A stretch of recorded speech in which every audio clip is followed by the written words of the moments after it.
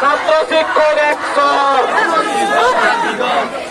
ছাত্র শিক্ষক action, doctor nurse action, তারা শ্রমিক সমাজ অ্যাকশন।